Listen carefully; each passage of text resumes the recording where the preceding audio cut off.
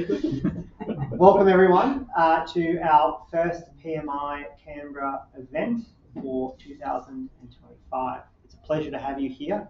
If I look back, because I can do that with the ability of retrospective, this time last year it was a much smaller room. This time this year it is a very large room. We have an online presence as well, which is fantabulous. It didn't exist this time last year. So it's really exciting that we're able to provide all of these additional facilities. It's really exciting to have the room completely full. It's a really great outcome, so welcome. Can I first acknowledge the traditional owners of the land on which we meet today, the Ngunnawal people, and pay respect to their elders past, present, and emerging. I also extend that respect to any Aboriginal or Torres Strait Islander peoples who may be here tonight. So normally I have a opening slide which helps prompt me where we're at, but I'll go off memory. First off, I hope you've had the opportunity to network. Again, it's exciting to see so many of you here. I hope you've enjoyed the canapes. They are completely new. The menu has been completely refreshed. So for those of you who are regulars, probably notice it's completely different, which is very exciting. Well, I've been here for too long, probably. Tonight we'll be hearing from Mariana Franco, who will be presenting Lead to Change, Empowering Employees Through Transformation. So Mariana has over 16 years of experience across public, private, and not-for-profit sectors, and has worked with major companies such as Amazon, BHP, Coles and Commonwealth Bank, as well as key Australian government departments, including Defence, Attorney Generals, Social Services, and the Electoral Commission. Sounds like a list of video nasties. She brings deep expertise in navigating complex transitions. But who wrote this? Fostering engagement, and it's very well done. And driving meaningful transformation. So tonight, it's a pleasure to welcome Mariana Franco.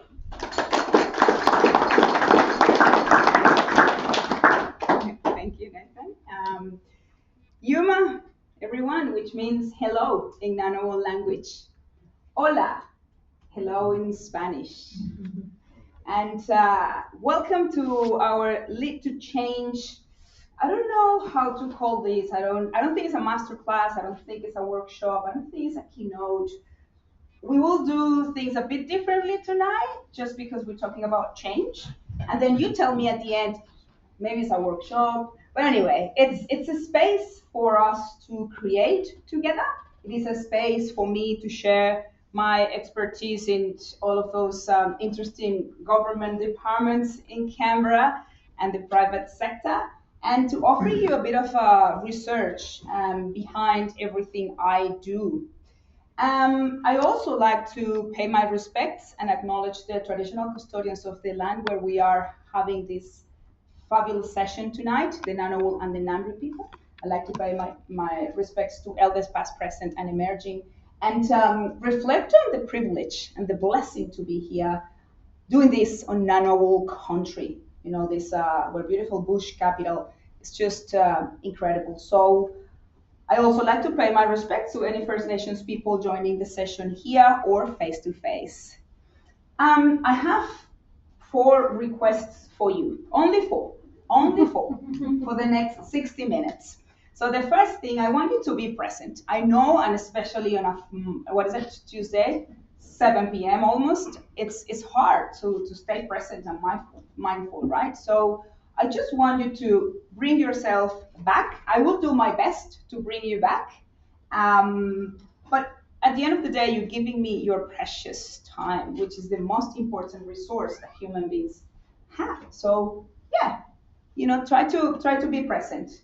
The second request that I have for you is being open-minded. I might say things that you probably already know, but I want you to think about as a new perspective that might complement your perspective. And if you don't know it, well, that's even better. So you can add that new perspective to your toolkit. But be open-minded. We will be doing an activity that it might take you out of your comfort zone, maybe not.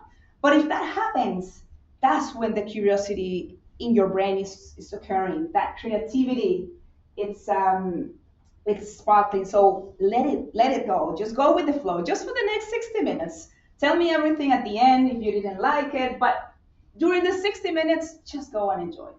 The third bit is engage and participate. Learning, I don't think it happens just by watching something or seeing someone speak. I need you to be here and participate. Ask questions, talk, challenge my thinking. I remember last time I remember, and I loved it. He challenged my thinking in the middle of the conversation we were having, and that's why I don't call it a master class. It was a conversation that, it kept me thinking and reflecting. So I think shaping my ideas around conflict thanks to that. So you never know what you're gonna get from people's stories. So be open, but the way that happens is that you tell your story.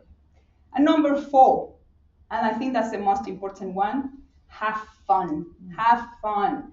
Learning happens, from my point of view and from research, when we laugh, when we smile, when we actually tell the brain, this is good. Let's, get the most out of it. So those are your 4 things. Keep them in mind, and tell me at the end of the day, did you have fun or not? Talking about fun, I'm going to start my talk. This is so new because it wasn't part of the presentation last week, but it's fresh from the oven. On Friday, I went to Sydney. I was nominated to something called Empower Annual Awards, and I was nominated in 2 different categories, the most important ones. That's what they told me. Social impact. I didn't get that one. I got the first one, the most important award that night, Entrepreneur of the Year. And I took it home. I took it to Canberra. And you know why I'm super proud? Because we were only 2 people from Canberra. Then Sydney, Melbourne, Brisbane, and Canberra. You know what they told me? Where are you coming from? Canberra. Oh, where the cows are. And I'm like, I won the award, baby. Okay? I won the award. So this is me. And I'm bringing you this story because I see myself as a project manager. I project manage my business. I project manage my professional life. And this is fantastic, having fun, enjoying. This is a great outcome. But what's behind that? So what's behind all of your roles as a project managers? Behind all of the different challenges you face every single day? You might not have tears. Maybe you have tears somewhere. I do have tears sometimes. So I wanted to show you this because that's a beautiful picture. But then behind that, there's something called VUCA. Are you familiar with the term VUCA? I heard yes, I got a yes. Good.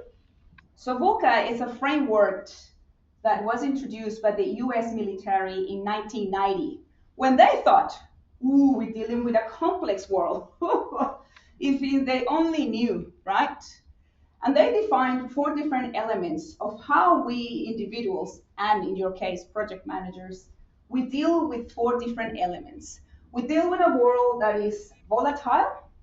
Are we, probably changing all the time? This is my favorite one. I mean, not my favorite, I really don't like it. But uncertainty, as a business owner, it kills you. I'm trying to make my peace with uncertainty, but that's the fact that you don't know what's going on tomorrow in your financial life, in your project, if you're gonna get the resources, if you're gonna get the approvals, uncertainty.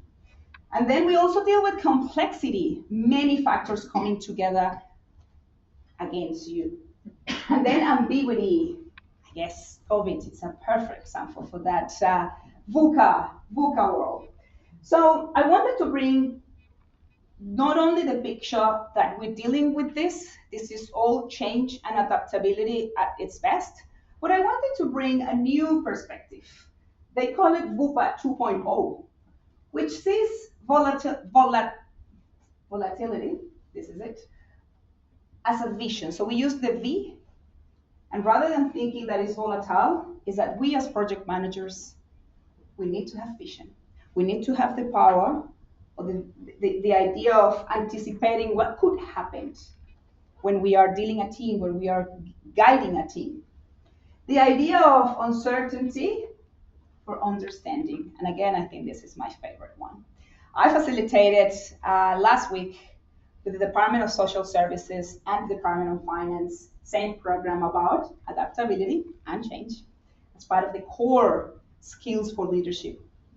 And everyone, they're completely different cohorts, agreed that we tend to go into solution mode all the time. Every time we face a challenge, we just get into solution mode or the advice monster. Because the senior we get, the more advice we have to give, right? So why don't we stay a little bit in that challenge, understanding a bit more the change that we're going to implement, our team. And I know what you're going to tell me. We're super busy, back-to-back meetings, a lot of priorities. But I can tell you, taking the time to understand the challenge will make your life and your team's life much better. The C, changing complexity for clarity. I think the complex bit is that it's a challenge because sometimes change managers, they have to deal with so many priorities. So making decisions is really hard. So we get clarity combined with understanding and the vision. We might not need 100% of information to make decisions, right? 70%, it might be enough to make the call. So if you gather the data and you gather your logic and your gut feeling sometimes, the intuition, you can have more clarity. And then obviously, adjustments and pivoting, changing that complexity view into clarity. And ambiguity, we want to change it for agility. So we want to think that when we combine the four, you are a more agile project manager in making decisions and leading and dealing with change.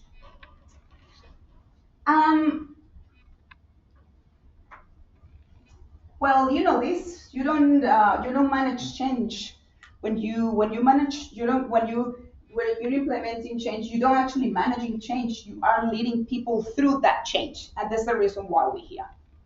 I focus on the employee change management side of things because I do believe that we really need to care a bit more about our humans, especially in the AI phase, or era.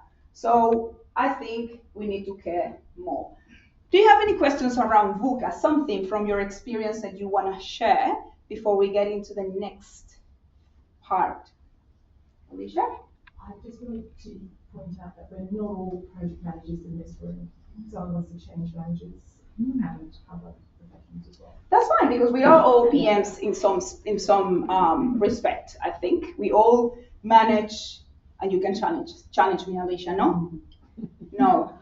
And I'm saying no, that's fine, challenge me. No, what do you think? I agree, everyone's a PM.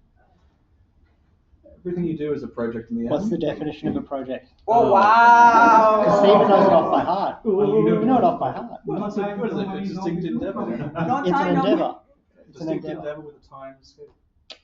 What do you say? Sorry, what was that? It's like a distinct, unique endeavour with a time scale. That's basically the definition of project. According to the best book on the world, PMBOK, version 7. So getting out of your house in the morning? Project? That's No. That's BAU. Tell me that when your child vomits.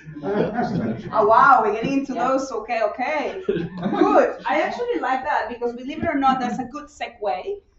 Not actually, no. I mean, let me explain myself. Let me explain. I'm talking about not the vomit, the story. The next thing we're going to do is something called connection before content. In these two facilitations I did last week, and I'm going to facilitate tomorrow for the Attorney General, we bring the connection before content. And something I got out of the sessions, the other insight, when I come and I feel that I'm giving away, which is the goal for me, I really take a lot of things from you. That's why I really want you to interact. And they said part of being a good change manager is to ask powerful questions. You really need to ask people beyond the normal. Like, we know, where are you from? Where do you live? How do you think? Is the weather okay for you? We go beyond. And actually the weather, someone said, I'm sick of people telling me the story about the weather in Canberra. And I'm like, well, I have to agree with you. So what we are going to do today is that we are going to connect before content. This is framework and methodology. I'll say that it doesn't come from me, it comes from someone called Chad Littlefield, fantastic author and speaker from the US. And because this is about change, I'm gonna change things. And my audience online, I have to apologize in advance because we're gonna be out of this room for 15 minutes doing this activity, and then we will come back. So what we're going to do, I'm gonna give you the instructions. QT team, Patricia here from the QT team, Hello. allowed us to use the foyer today, and we're super lucky because there's not any other event, so we can use the foyer. What I like this connection before content. I'm gonna tell you why I do it at the end, but take it as a good way for you to network. So we're gonna do it outside, and the only thing I'm gonna ask you for now is just to stand up. Let's go outside, just gather in the foyer, and I will be with you in a second. You can keep it, or you can put it on the chairs, whatever you want to do. I have plenty.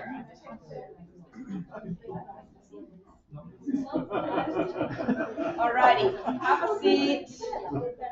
You can keep the card, you can put it on the chair, and then I pick it up later. Whatever you want to do. Okay. Well, first thing I want to say is thank you. Thank you for going through that. I recognize that you potentially don't do that every month. So I really thank you for being different. I just want to hear a couple of thoughts. How do you feel? Was it uncomfortable at the beginning, but then it got better? How was that? Tell me. It's good. It's nice to have someone with me. No.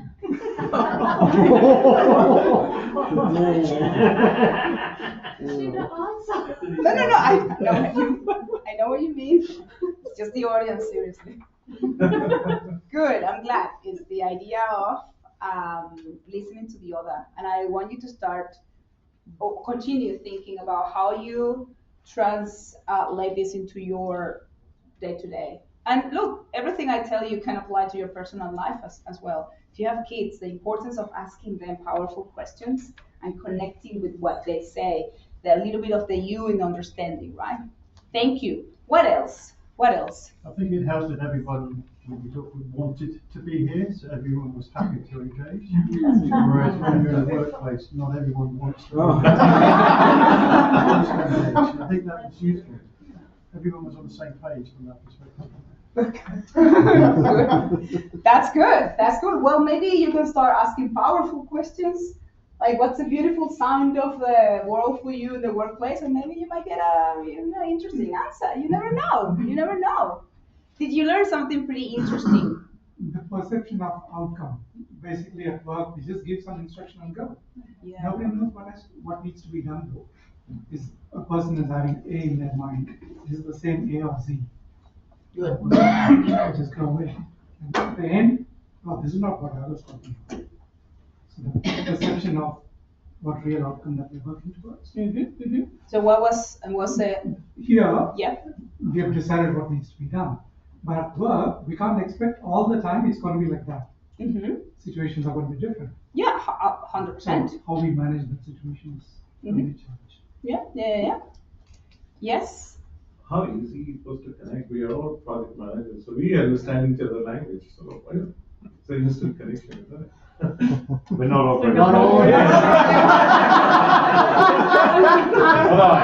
We are learned very early today. We're not all project managers, so. But we're all like-minded. Okay. Yes, see, so even that, it was easy to connect because we are connecting from the human perspective. We're not connecting as roles or status or anything like that. So good. more questions came out from the first interaction, and it became more, the curiosity increased when asked the first question. That's interesting. What do you do and how do you do it? What's your background and things like that, and why do you think that way, and things like that started coming into play. And what do you do when you're actually in workplace and other places? When you start asking those questions, that's when you start understanding the perception or the perspective of the person as well. That was really powerful from this one. Amazing. Yes, that's pretty much. I'm gonna go with you in a second, but there's lots of things to get out of this. One of the main things for me is like stakeholder relationships. You all know, and I think we all know that the importance of having relationships in the workplace or not, for to have a cohesive leadership, to have collaboration in the workplace. So connecting is probably something that I will remember this person. I heard that one of the beautiful sounds of the world is a dolphin sound. And that I was so like, wow, this is so new for me. So I actually learned something new. And the diversity of voices on the table, that's key. Thank you. I think that 2 out of the 3 I found I had something in common with that's the 2 other out of bit. 3. Maybe it's a Canberra thing, but just happened that we knew somebody in common or had worked at some place that it can be done. So I think that, you find that connection pretty organically at the beginning. So I think I think as a change manager, I often do that. Find that connection first. Mm-hmm. Good. Before I jump into sort of, what am I here for? Mm-hmm. Why am I doing this? Exactly, and the invitation is how are we going to do things differently, right? If you're already doing that, what else? And if not, what else are you going to be doing to make the transition into the VUCA world a bit easier for you and a bit easier for your team? So thank you so much. I do this exercise because the ability to ask and answer powerful questions is a skill. That's part of the leadership and change management skills that you need to nurture and grow as part of the adaptability into the VUCA world. And powerful questions drive change. And in the sense that you dive into the curiosity and the creativity that sometimes we don't even take time to be curious and creative, as kids normally do. We also create a space that is safe for our team members to express their concerns. And this takes me to the different things that I want to share with you today. And before I do that, I want to ask you, what do you think people resist change? Because that's one of the top things, right? People resisting change, they don't want to do it. What do you think people resist change? Unknown. The unknown? It's annoying. Comfort. It's annoying, yes. Uncertainty. Comfort. Comfort. You were saying something? No? Uncertainty. Knowledge is power. Knowledge is power. What do we mean by that? So if you have to change, you have to adapt to new knowledge. And if you're coming from a place where you were the expert in that previous environment and you're changing, you lose your power. Lose control. There you go. Yeah. All correct. But at the end of the day, they all come from fear. It's just emotions. So we resist change because humans, we fear 2 main things. Fear of not being enough in any aspect of our lives, and fear of not being loved or being part of our community. And change is there. So we're not rejecting the change, we're protecting something we value. And that's a perfect example. Or when we are restructuring, fear comes because I'm not sure if I'm going to lose my job, etc., etc. So based on that, what do you think is one of the most important things as foundations to manage change and reduce fear? So what is it? What do you think? Adaptability. Close? Trust. Trust. Building trust. I'd say truth. I'd say trust follows truth. I think what we can read every morning in the newspaper in Australia about what's going on in America and their bureaucracy is that if people knew the truth about what was going to be happening to them, and they there had constant messaging about that, they would develop trust. And then many of them would decide to, in America, I'm speaking of this example running tonight, yesterday, the day before, we leave it tomorrow, people will decide to leave their jobs, take the money and run, stay and argue, join the union, or go to law. And the truth forces a decision point in people's minds. Only 10% of you are going to be left standing by the end of the month. I work in a bank. We were told, cut the budget, 10%, no, 20%, because nobody does anything at 10% except Boston Consulting Group when they came through. And we were also told to lose 20% of the staff. 20% must go, spill them all, get them to reapply. Some did, some didn't, but the truth was on the table. And then they went home for 2 days. They thought about it all. Some left, some stayed, some reapplied and failed. And then afterwards, the team was just great. It was just a whole new world. You know, it was like the Ukraine before Donald Trump. You know, people understood what was happening to them. The truth was on the table. The Russians are coming to take you up. And I think truth is a really big deal, and it comes before trust. You reckon? Yeah. Do you have to have truth though to have trust? Exactly. Well, you have to have credence. How would you know that it is not the narrative that you're being told, and it is actually the truth? So you have to trust somewhere. Well, you buy into it according to your level, and you leave if you don't. Correct. The same way as you do with your own God or your own religion or your own other beliefs. Absolutely, and you've got to trust somewhere, right? And that's where I think, going back to that trust, you've got to trust something and have to hold on to that to be able to accept whether it is true or not. There's a very important change management principle called ADCA, awareness. So that gets trust and truth in the same. Yep. Be aware of what is happening, the awareness. And we will talk about in change communications, are we transparent? Are we actually telling the whole truth? Potentially no. But sorry, I'm going to bring a story, and I'm speaking from my emotions about that story, but I'll tell you that later. So yeah, trust, truth, adaptability, they're all part of how can we help our team to embrace the change rather than resist it. Oh, classic example here. You're all familiar with this, I suppose. But do you know what really happened? So what do you think it happened from whatever you know? What was that?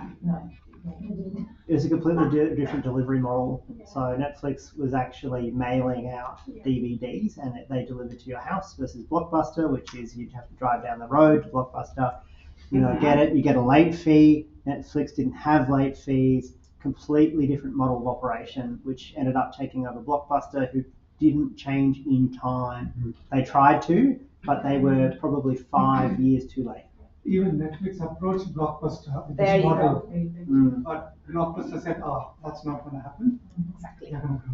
If we go back to the VUCA 2.0 vision, so Blockbuster didn't have the vision. They actually left. This is part of the case study. The CEO of Netflix went to Blockbuster and met with the Blockbuster CEO, and they laughed at him because that's not possible. So they had this lack of vision of the digital transformation that they were living. That's one thing. And the other thing, and that's pretty much the reason why I bring this case study, is because they also have discrepancies in between the leadership team. So the CEO of Blockbuster was aiming to something completely different to the rest of the leadership team. And that obviously led him to be fired in the end, but 5 years later, so a bit too late. So the importance of the understanding the reality, having the vision and the clarity to make decisions. So that's why I love this case study. Okay, so I'm going to give you, I think there's 6 different things that I want to talk about today from my experience in the change management, employee change management world. And the first one, it might be a bit controversial, but I think you did pretty well in your connection before content activity. Because the first one is, if you want to manage team, during a change, you need to address the emotional side of things.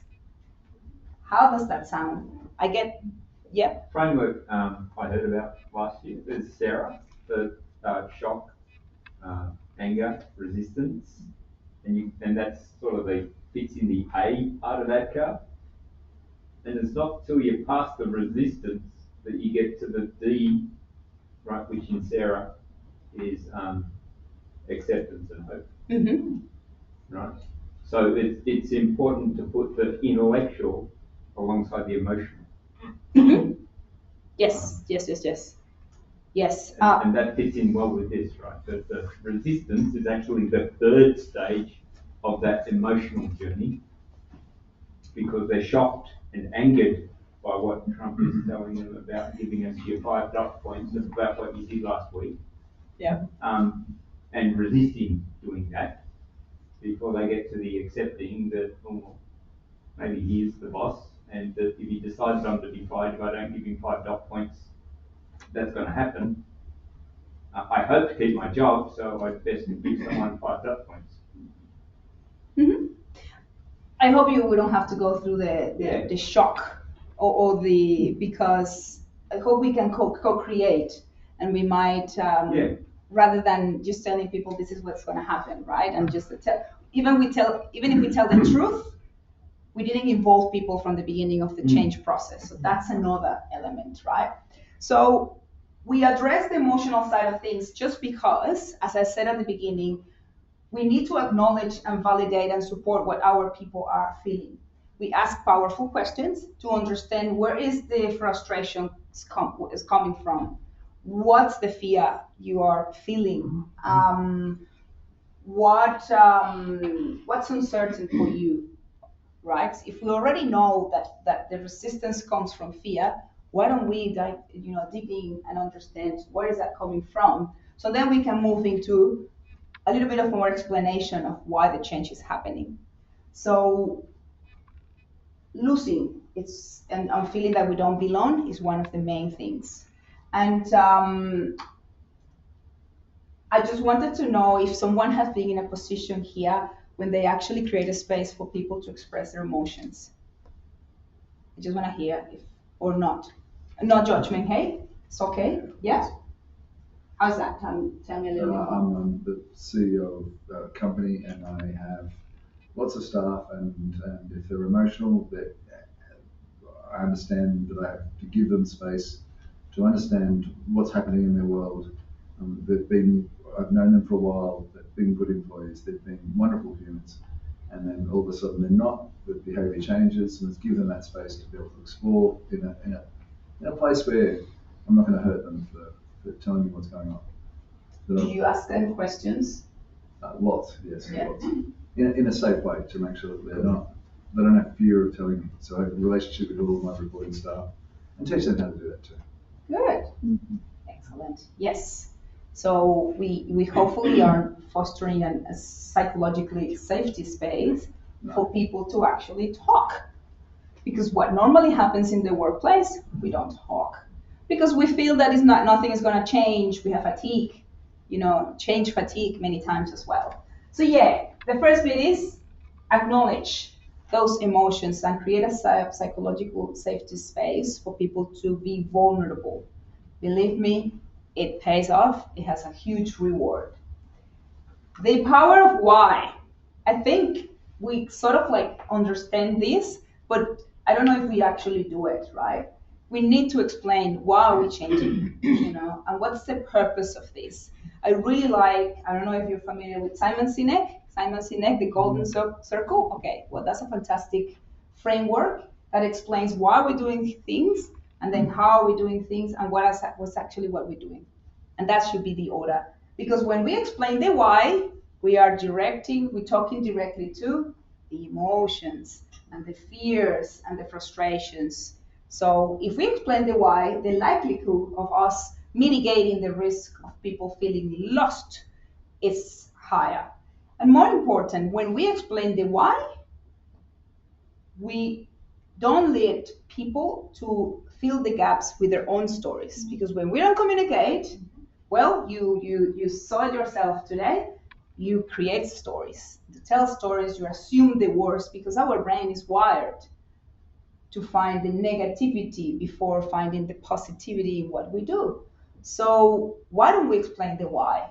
And here one of the main things is transparency and truth. Tell us. And you might say the truth is tough.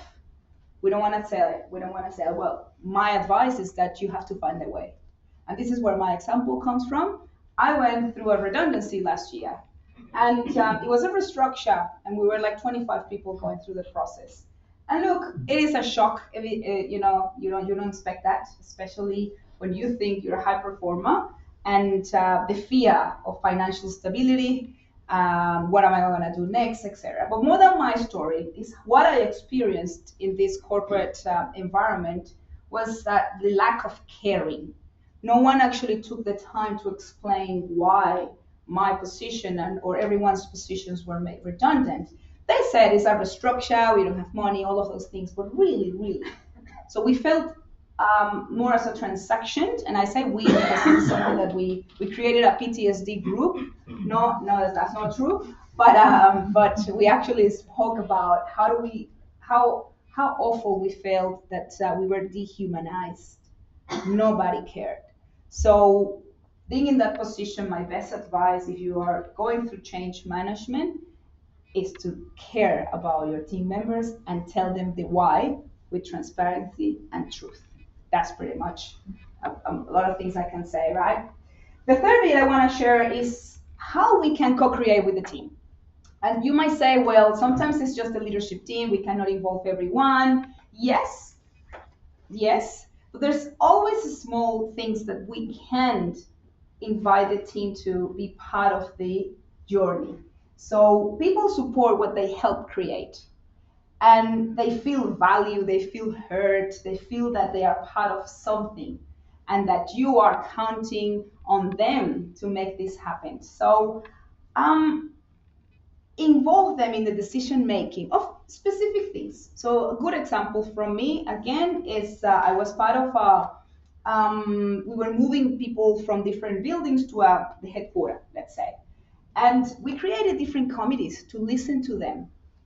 Because you know what, when people are going to, they're being, I don't know, for 20 years sitting on the same desk, going to the same building, and you tell them, we are going to leave this building and you're going to move to another area and you are not to another team, they're losing control, losing power. Maybe they were, really powerful at that building. They had the best desk, things that you might think people care about many, many different things.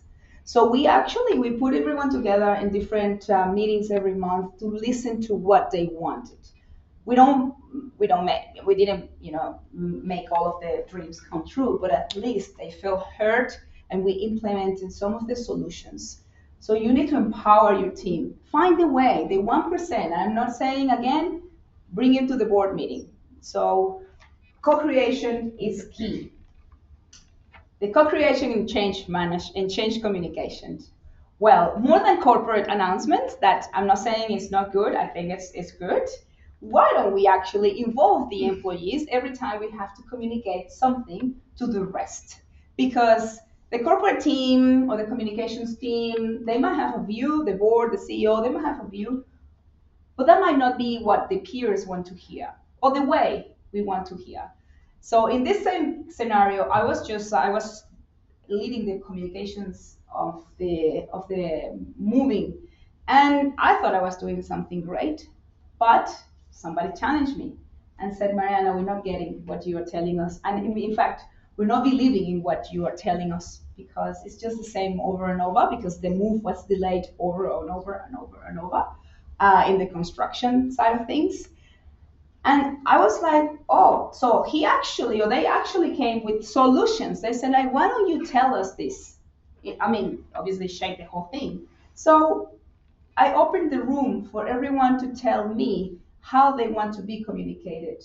And what was really powerful at the time was, I don't have to do this alone. It's so great to have a team that brings different perspectives and different stories that I can have beautiful and more fulfilling communications to the team. So Transparency, tell the truth, be honest, and co-create with your team members. Change networks, the Change Champions Network. Oh, find your stars. They are your best advocates for the change. And create that network, because they will be inspiring your audience. They will be telling everyone why this change is amazing. And when me as an employee see my peer embracing the change, I'm likely to, okay, well, it seems to be working, because my peer is, so the peer support. Do it, find it, understand their needs as well, and create your Change Champions Network. And the last one from me is encourage the experimentation and the learning in your change management process. Here are the 3 elements that I'm passionate about. Number 1 comes from Adam Grant, organizational psychologist from the US. Incredible. The scientific mindset, trial and error. In the VUCA world, if we don't try and experiment what's going on, there's not evolution. So you really need to try and see what's going on there, and then pivot if it's needed. In that process, you will learn a lot, and you will find the different perspective that people bring. It is also a place for innovation, curiosity, and creativity.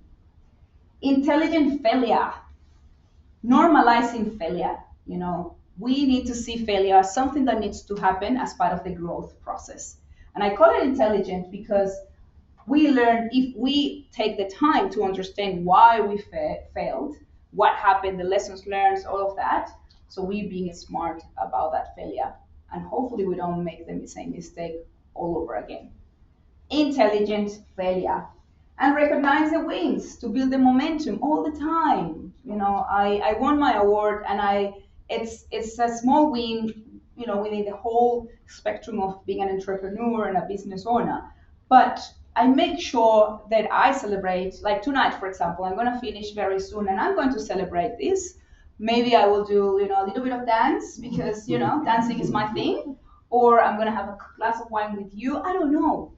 But regardless of the outcome, I'm enjoying the journey, and that's my invitation for you. Enjoy the journey, celebrate, learn, and have that scientific mindset of asking questions. On the question of intelligent failure, yep. In the last 10 days, I discovered if you Google, not Google, but you YouTube, whatever the verb is for YouTubing, and you can come up with Elon Musk's enormous amount of time he spent doing interviews in the last 3 weeks. Mm-hmm. I didn't care about Elon Musk. I've had friends whose children worked for him, and they brag about it. I didn't care. I'm on X, but I post occasionally, and I don't really worry. But he said there's such a thing as intelligent failure. I require staff to know their business, right? If they don't know their business as a CEO or as a chief person, if they don't know the technicalities, they can't run the business. Mm-hmm. So therefore, I don't agree, he said, with employing people who are different from the people they're running.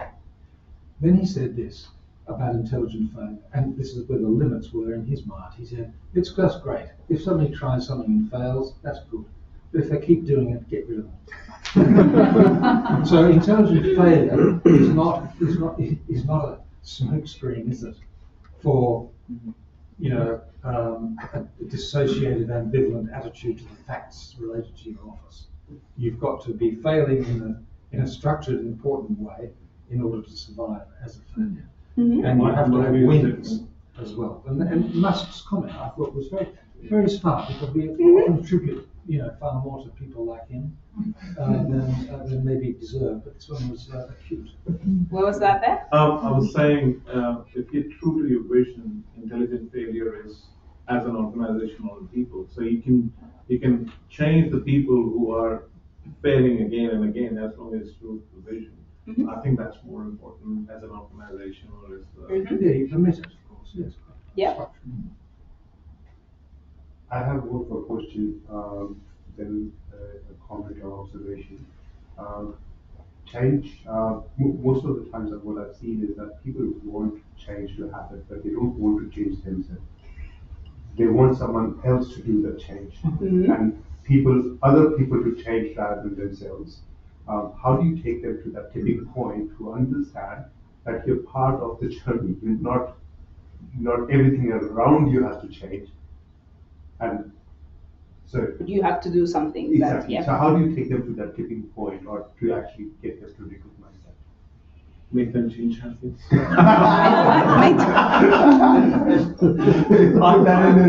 always, one of the criteria for change champions is people who resist the most, they become really good change champions at the end of the day, because if you invest on them, they will advocate because they've gone through the journey themselves. So there's some truth to that.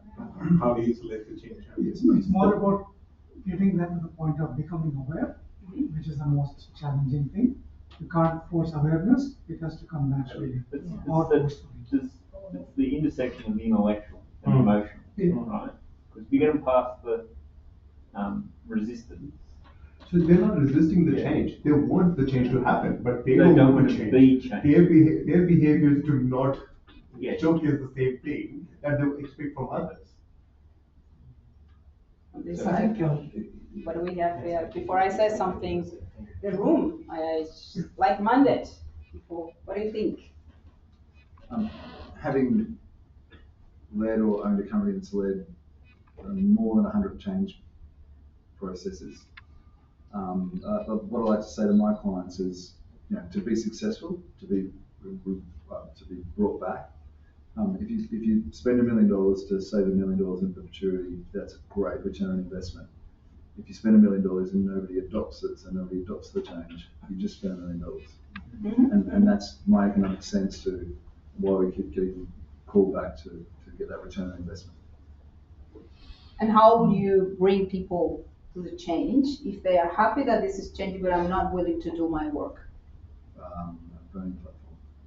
What? A burning platform. So tell everyone what's coming, why it's coming, when it's coming, how it's coming, train them, support them when they fail, and then create a burning platform. Okay. What do we think? Ideas? But I think the talk tonight is very interesting. You asked for some, challenge. My challenge is to try to separate the assumptions in the talk for private sector people and public sector people. I think that's a very important thing. The cultures are deeply different. The human idea of attitudes, okay, everybody's human, they've got attitudes, they've got fears, they've got loves, they've got all sorts of things, yes, of course. We're dealing with the same material. However, in the public sector, and I hear it now, talking about change of a team of 15 people, for example, a very junior manager, in some of the largest spending bureaucracies in Canberra. You mentioned you're going to do something tomorrow with the Attorney General's Department, which is a small agency of intellectual people who can grapple with ideas. Maybe you've done work with Services Australia, which is an enormous department, almost as big as the defence business, if not bigger, and a lot of people who can't speak English. It's their lifetime job as a low-level Australian citizen bureaucrat, and the particular change in those areas about delivering service to Australian citizens, which is their role, compared with their self-interest about working from home, childcare at home, avoidance, productive work of quality but low output. These are really difficult matters where today's talk didn't touch, I'm afraid. I would have liked it to, on the human, what would you call it, the human drive. What do you want out of this? What does he want, she want out of this? What do I want out of this? We're all in work for different reasons, but at certain classifications of people, at certain levels of work, after discriminatory and tough testing arrangements to get jobs, cultural fit, all of these things, then we end up with really difficult change activities at the lower service level. And with this kind of talk, I think you could cast another version of a really good one for how to bring people who just want to go to work, earn the money, work from home, just not work, not turn up, find a doctor, a certificate. I hear this every day of my life from people who are working at the ASO 6 level, who say there is this enormous population out there in the Australian public service who are just every day, working against what you're talking Mm-hmm. Oh, absolutely. about. So this is all very good for private sector who are a bit sensitive about being sacked, moved off, got an idea of the mission, they're all good at that. But for the public sector, whammo, there we are, baby. You know, it's my next 50 years. I'm doing my 1% because this is what I'm doing with them. Yeah. And I'm seeing transformation. Obviously, I don't see it. I just see individual transformations every time I go. You're right. I'm meeting with senior leadership tomorrow, for example. It's 15 people, 20 people. But I want to believe that that's my drop in the ocean to make things better in the leadership space and the human side of things as you add it. Just conscious of time, you get the start for participation and engagement. I just want to leave an idea and we can have our conversations through networking, but accountability. Intelligent failure is one thing, not working and being, all of the different things that you already mentioned is another thing. So how can we have a high performance team that it's allowed to fail, but not to become someone that you want to sack tomorrow or that you have to, okay? So part of the reflection, and I think because there's more networking time, yeah, right, okay, I don't want to take that. Almost an hour. The bar is open till 8:45, I think. Oh, okay. Well, I want to give you that and keep connecting. So, if there's something I want you to take away from today, it's thinking what's one powerful question that you could ask your team tomorrow to make them feel more involved and heard. You don't have to tell me. I just want you to leave this room with something in your head to do tomorrow. Accountability. I want you to, if it's something that you want to take out of this presentation, I'll say, what is one thing that you can ask them tomorrow that might make them think differently, okay? And I think the last bit from me, it's pretty much, so last time I came, I had a gift for everyone, which was a coaching program for one of the attendees. And it was a raffle, and this person won. And we had a fantastic coaching program.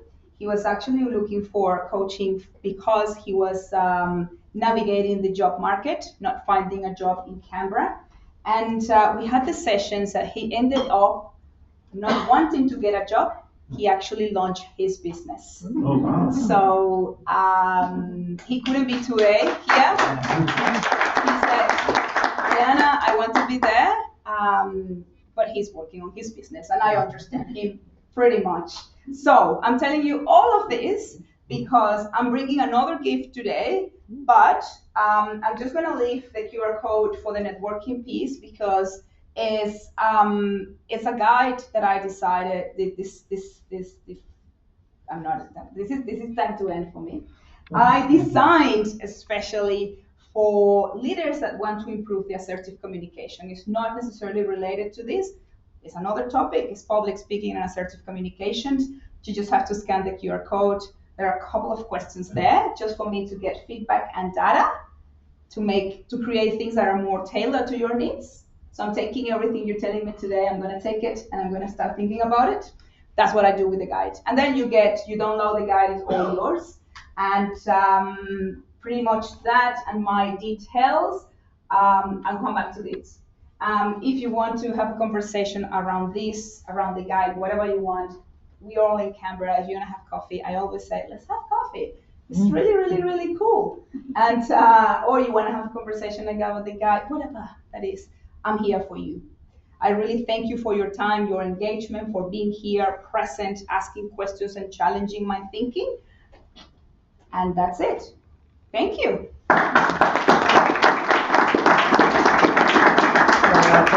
Thank you very much. Thank you, Nathan. Sorry, Thank I'm you. just No, leaving it's okay. you. Speaking of intelligent failure, I have left your certificate at home. Oh. So I apologise. I made a mistake. I take accountability. And I will find a time to have a coffee and a chat. We'll have coffee, and give you a yeah. certificate. There you go. What I'd like to say is that the amount of attendance tonight is, I would say, is a reflection on the presenter. So I just wanted to say to you, Thank you. This is because of you. Thank you. I hope you enjoyed. I'm going to leave this QR code up. We do have a QR code that we use just to get feedback about how you found the night. What did you like? What did you not like? Where can we improve? Are the canapes better? Did you like them? Is there more canapes? There are more canapes behind you.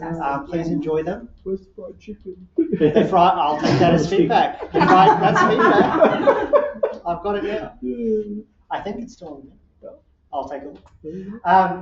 Yes, so thank you very much. The bar is still open until, I think, bless you, 8:30. Canapes are out the back, at the back, not out the back. Yes, please feel free to take advantage of the QR code. We'll be back in March. Just to give you a few updates, we are rotating. A really good piece of feedback that we've had is it's really nice that you have these events on Tuesday. I've got Australian Computer Society on Tuesday nights. If anyone from ACS is listening to this, would be awkward. But we're actually rotating the day. So I think next month will be the Wednesday, but keep an eye out on our LinkedIn. We've also taken a recording on this. We will put that on YouTube with captions as soon as we can. We'll also take a synopsis of the event. Can I just get anyone who's currently on the PMI Canberra board, including associate directors, to raise their hand? So besides growing audience members, we have a really awesome presence of the PMI Canberra board, associate directors. I just wanted to take this opportunity to recognise them, particularly our volunteers. We can't do it without them. They make the great events. They make everything that you see here. If you're interested, there will be more volunteering opportunities coming up. I also just wanted to pause. I'm going to move the cursor if that's okay, to see if we had anyone on the chat who just had any questions or anything. I'm not sure. Is it the escape key? Oh, It's just there. But it's so we'll just look at the chat. We'll see if we've got anyone on the chat who's asked any questions. It's rather remiss of me. I can't see any messages on the chat, but I've got it up here on screen in case there was anything.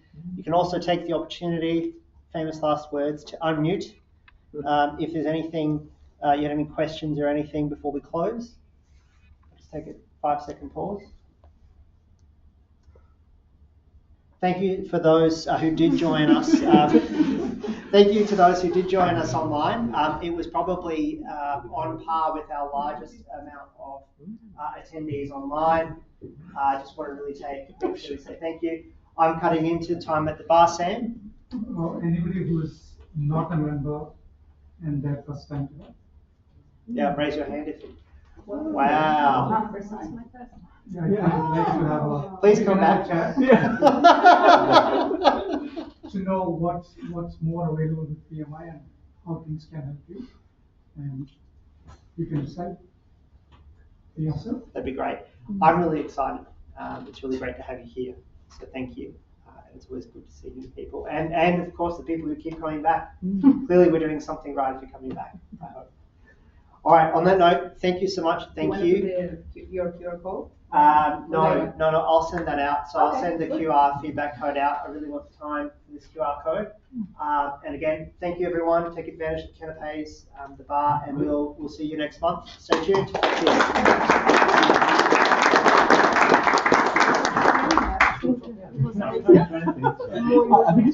Cheers.